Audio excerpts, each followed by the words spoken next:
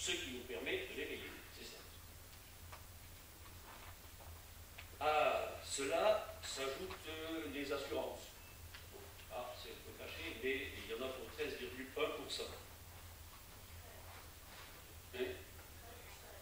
Oui, mais 5, bon, je crains qu'ici j'ai ajusté un peu, mais ce n'est pas exactement les mêmes chiffres. C'est 13%. 204 000 euros. Puis, 14,5%, ou 5 ou 4, c'est l'aide aux ligues. L'aide aux ligues, aux comités départementaux et aux clubs. Que fait la fédération pour nous? 220 000 euros. Puis, vous voyez, le bleu commence un peu à diminuer. Hein? Les frais généraux de la fédération, 190 000 euros, 12%. Regardez le bleu encore, parce que bientôt, vous n'allez plus le voir.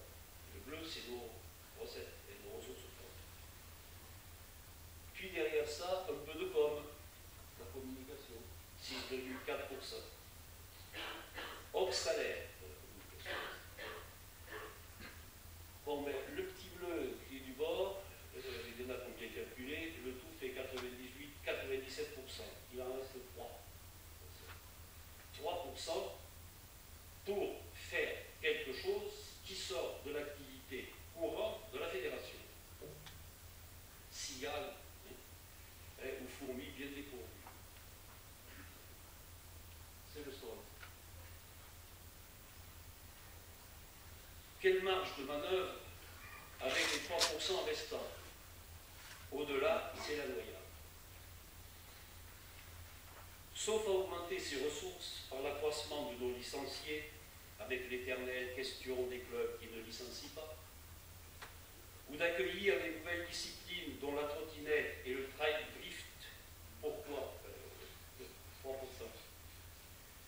Nous avons atteint le haut niveau, ou le niveau haut, de nos capacités financières, alors que l'urgence et la priorité de notre action reste la création des outils facilitateurs de compétences humaines et matérielles dans la mise en place de notre politique de développement autour du sport générique, l'Europe.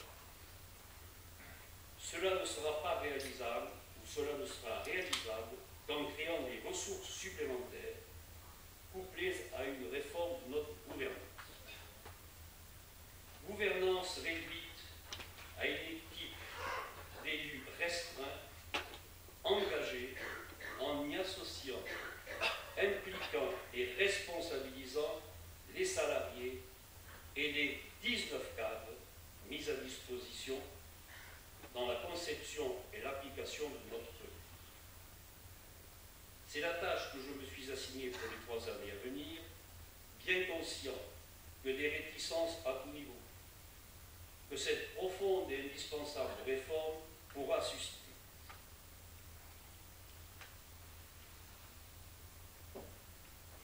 Finalement, regardons ce que nous représentons, nous fédérations, dans le paysage sportif français. Peut-être mieux connaître la situation. Voilà, en France, il y a 17 millions de licenciés. Nous, la fédération, 55 000. Nous pesons 0,32% de tous les licenciés sportifs de France.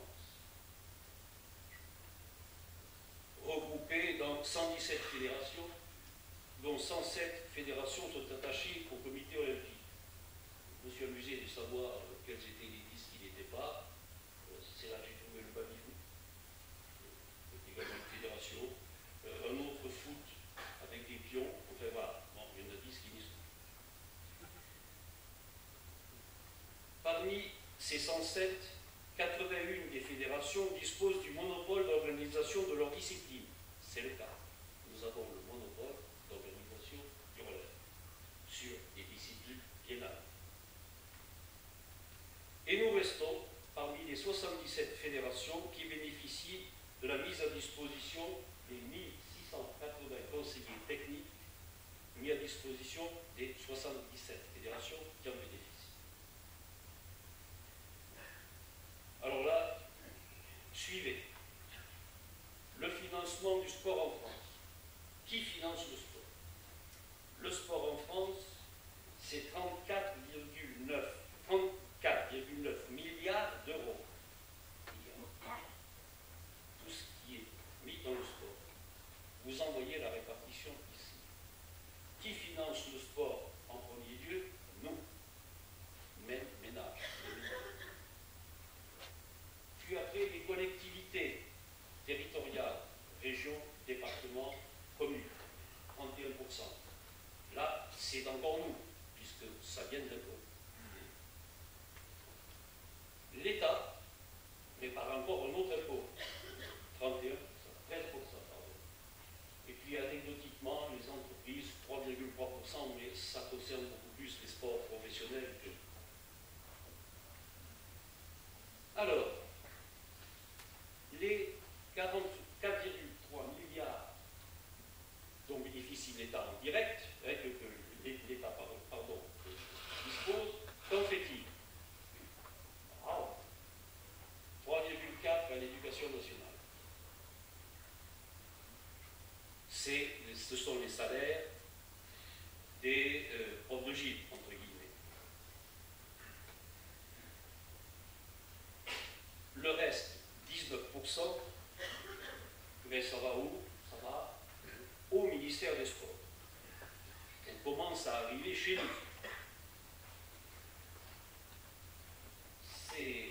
On ne parle plus en milliards, mais on est en millions. Le ministère des Sports, notre ministère, avec tout ce que je vous ai expliqué, dispose de 870 millions à la louche. Alors, qu'en fait le ministère de ces 870 millions? D'abord, il fonctionne. Donc, il en prend le tiers. 308. 275 pour le haut niveau. On commence à être intéressé là-dedans. Mais c'est l'INSEP, CREPS, fédération et aide directe aux athlètes. Et puis après, on en bénéficie un peu, troisième tranche, sport pour tous. Vous savez, le sport en France est partagé en deux. Haut niveau, sport pour tous. Et en bas, ce sont les sommes versées au Comité national olympique, au CROSS, DOS, CD, etc. et une part pour l'équipement. L'équipement représente 30% de ces 282 millions. 2 projets sur 7 présentés par la fédération seront aidés dans les 30% de ces 282 millions. Je vous donne pour mémoire que le CNDS Équipement va payer 24 millions d'euros par an, juste en 2015, pour l'Eurofoot 2007. Là encore, nous ne faisons pas grand-chose. Un petit retour sur les 275 millions. Là également, les clubs, dans les 286, également reçoivent l'ensemble des 30 000 clubs français. La part de ces 282 millions, c'est 60 000.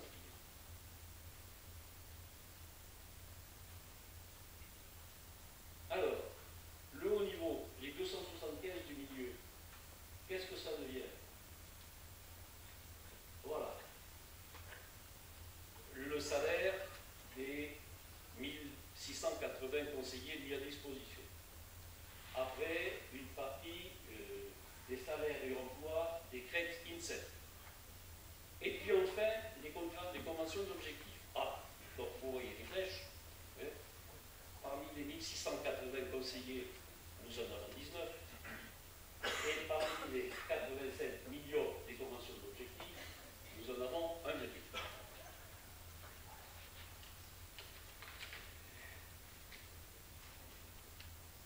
Cela représente, notre dotation, c'est 1,4, les 1,2 millions, 1,4% de l'ensemble des conventions d'objectifs.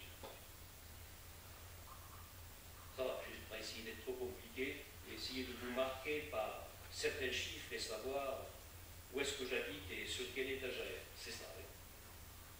En résumé, les clubs et structures régionales, hors dépenses des ménages, bénéficient quand même, directement et indirectement, des 10 milliards des collectivités territoriales, puisque les subventions des communes et autres, c'est ça, 10 milliards.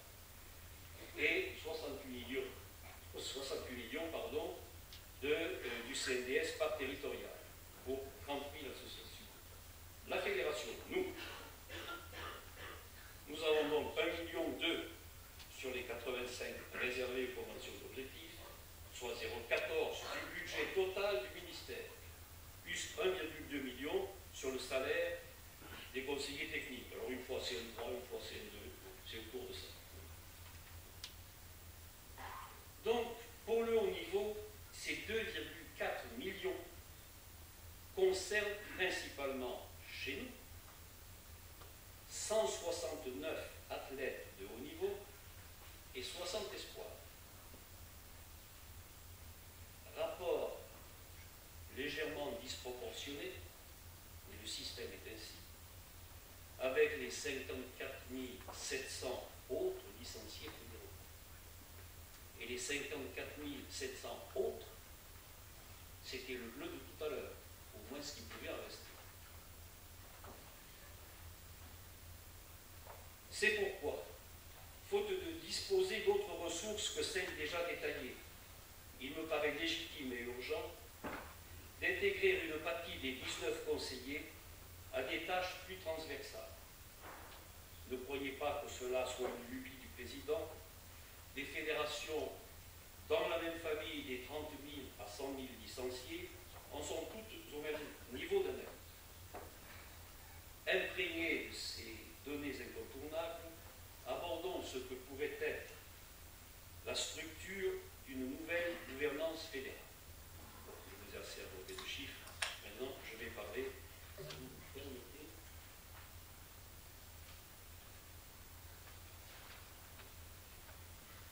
Je vous avoue qu'il fait bon ici.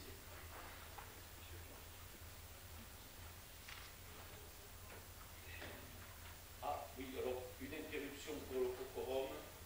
Bonne ou mauvaise nouvelle? Bon, bonne pour l'Assemblée générale. Vas-y. Le quorum était de 158 clubs et 1472 voix à atteindre. Et nous avons 208 clubs et 1637 voix pour l'Assemblée générale ordinaire. Nous n'avons pas le quorum en nombre de clubs pour l'Assemblée de modification des statuts. Bon, cette Assemblée générale extraordinaire, Jean-Paul Bourmelon nous en donnera l'explication. Enfin, vous savez, c'est assez classique. On ne peut pas la faire, on la reconvoque en général au siège, et puis l'affaire se passe au siège. Donc, voyons ce que pourrait être une nouvelle gouvernance. Au niveau des élus, la candidature à un poste d'élu fédéral repose sur le volontariat dans le but d'assumer avec compétence une responsabilité dans un domaine d'activité. Les candidatures passives, pour se tenir au courant ou représenter une région, concourent à la lourdeur du système. La pratique quotidienne nous démontre qu'un conseil d'administration de 27 personnes, c'est le cas, est une structure onéreuse et trop lourde pour agir avec efficacité. Le système est tel que des élus les plus compétents en charge de sujets précis sont trop éloignés du quotidien et des informations générales pour prendre leurs décisions en toute connaissance. Je le répète, malgré les énormes progrès dans le domaine de la communication, l'exécutif, votre serviteur, ne peut être en liaison étroite et fréquente avec les 27 membres du Conseil. Chacun s'attache à ce qu'il connaît, ce qui restreint les possibilités d'une progression homogène. Première orientation, il faudrait réduire l'effectif de l'organe de décision. Deuxième orientation, reconsidérer la place des disciplines dans cet organe. L'exécutif fédéral n'intervient pas ou peu dans la vie des disciplines.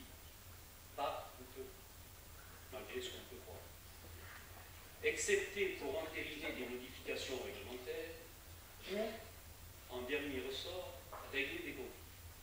Nous avions hier soir un bureau exécutif jusqu'à 1h du matin. Nous avions encore, il y a 3 conflits à régler.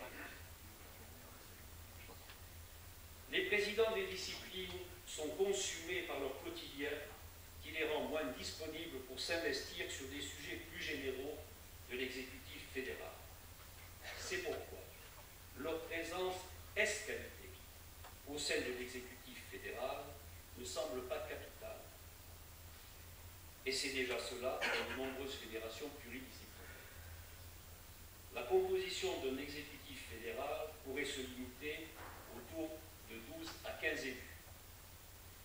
Le trio incontournable président, secrétaire et trésorier, puis 6 vice-présidents délégués et leurs adjoints, 1 à 2 par terre, entièrement impliqués et responsabilisés dans leur commission, avec mission de proposer et de faire. Quelle commission? J'en cite un certain nombre, toujours discutables. La communication, la vie sportive, toute discipline, regroupant la famille des sports co, de roller course, les familles artistiques. Commission développement, formation et ce qui en découle. Réglementation statutaire, sportive et disciplinaire. Vous ne pouvez savoir au niveau de la réglementation ce qui est contraire dans un comité par rapport à nous. C'est le cas. Ce qui nous entraîne à des discussions sans fin, des reports, c'est invivable. Et une commission discipline émergente, ou discipline associée, ou discipline urbaine, selon la mode ministérielle. Vous collez. Cela correspond bien à un exécutif de 12 à 15 élus.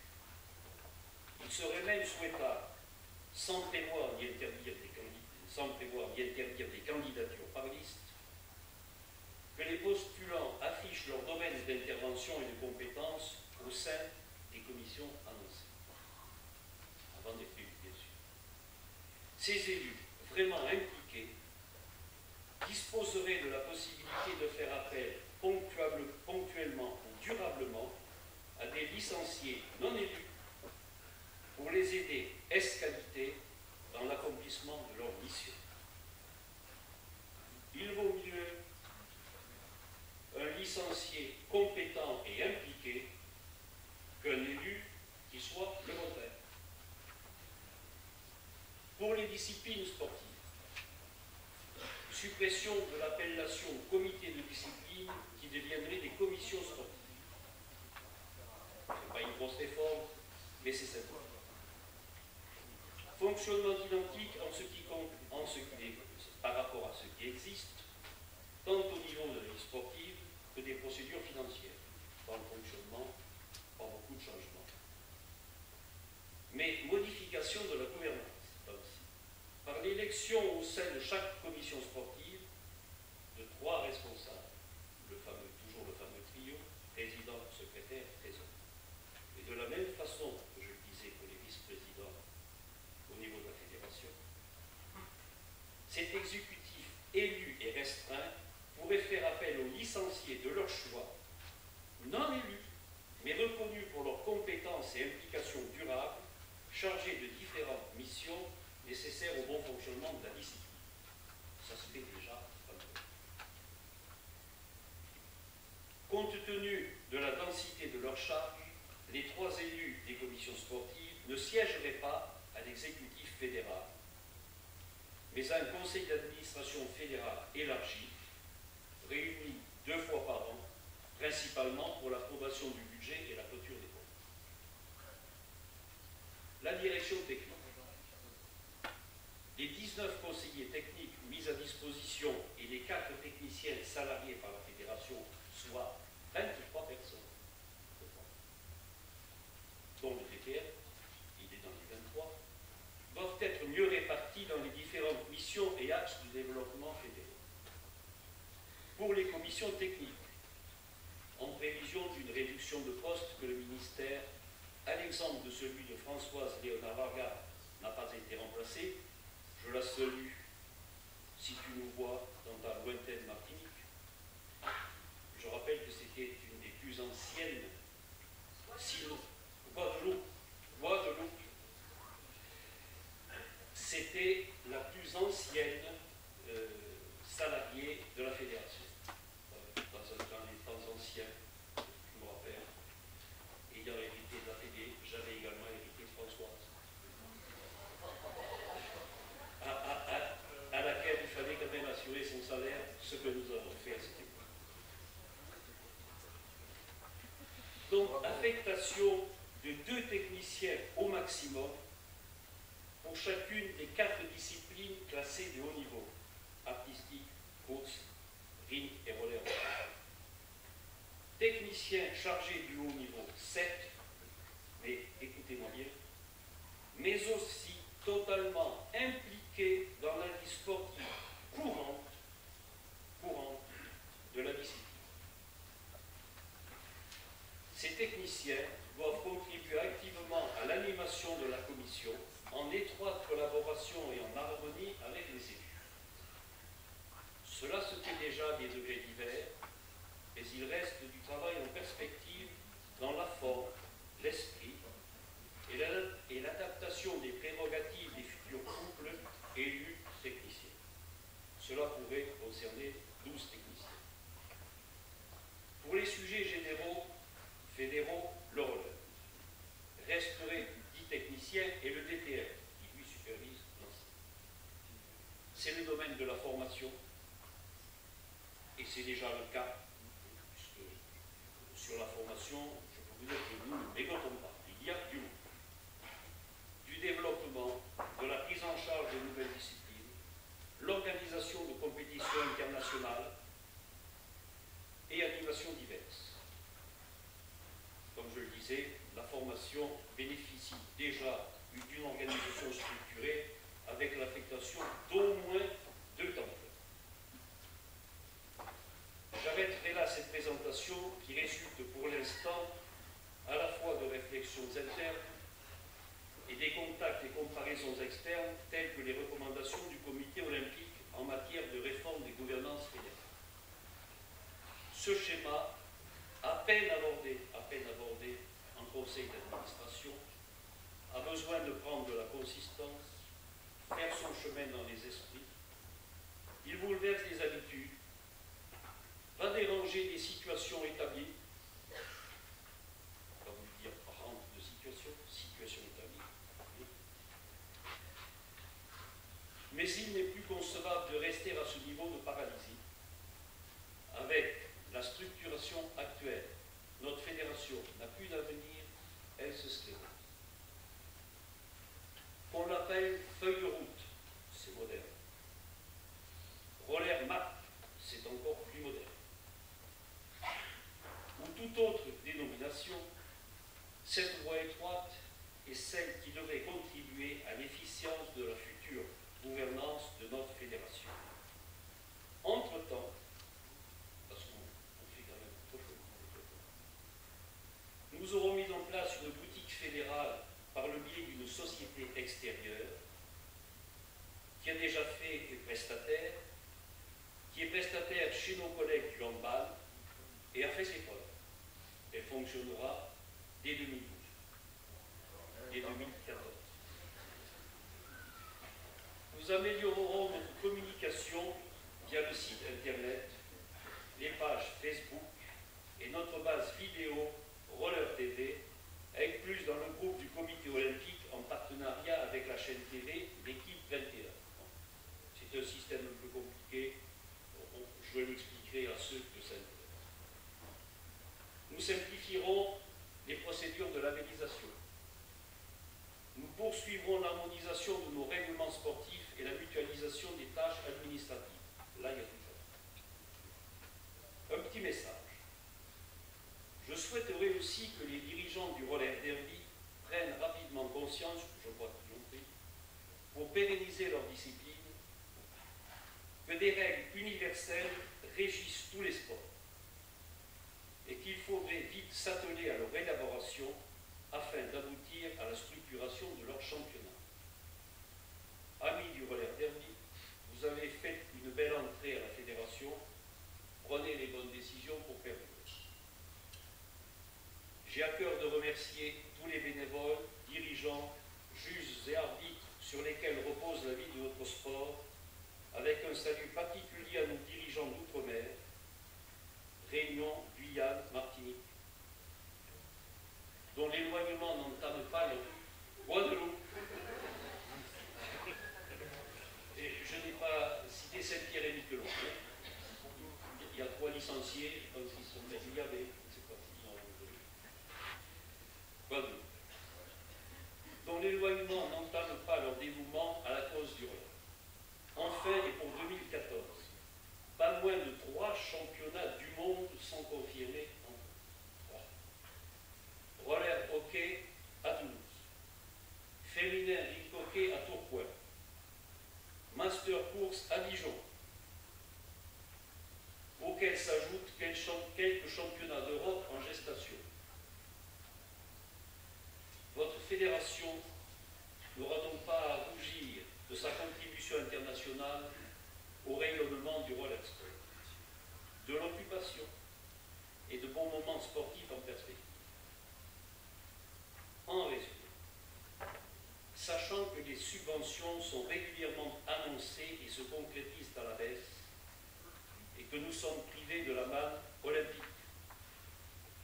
si nous n'allégeons pas le fonctionnement fédéral, lourd, compliqué et onéreux, si nous ne réorganisons pas les fonctions des salariés et des cadres techniques, si certains clubs ne licencient pas tous leurs adhérents, car, ne l'oublions pas, c'est en premier lieu le club qui offre les services directs à ses adhérents. Le club.